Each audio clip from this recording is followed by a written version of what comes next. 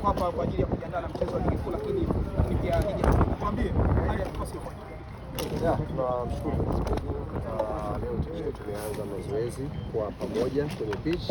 Jana tulikuwa na session ya gym kwa baadhi ya wachezaji ambao hawakushiriki mchezo wa fainali dhidi ya Azam kule Pemba, na baada ya jana, leo kikosi chote na waandishi ni mashahidi, mmefika hapa, wachezaji wote wa Young African Sports Club wako hapa. Tunaanza maandalizi kuelekea mechi ya tarehe 29 dhidi ya Mashujaa.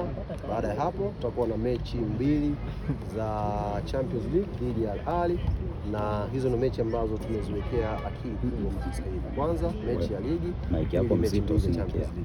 Kwenye kambi yetu mchezaji ambaye ni majeruhi ni Edmund John peke yake, ana shida kidogo tu, na shida sio kubwa sana, alipata knock kwenye nyama na anaendelea vizuri. Nafikiri mnaweza kumuona hapo anaendelea vizuri, kwa hiyo maana yake ndani ya siku chache naye atajoin kwenye mazoezi pamoja na wenzake.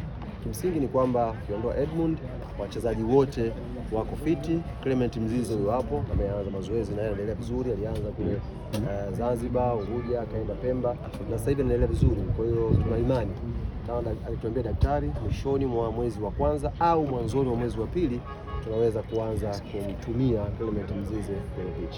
Ali mmeshashusha moja Ali mmeshashusha vyuma viwili vya uzito leo, lakini Ali Okelo mmeshamaliza usajili au shughuli bado inaendelea? Kwa mujibu wa taarifa ambayo nimepatiwa na mtendaji mkuu wa klabu yetu, zoezi la usajili bado linaendelea. Zoezi la usajili bado linaendelea, kwa sababu niliuliza pia hilo swali leo kwamba ndio mwisho hapa kwa depu.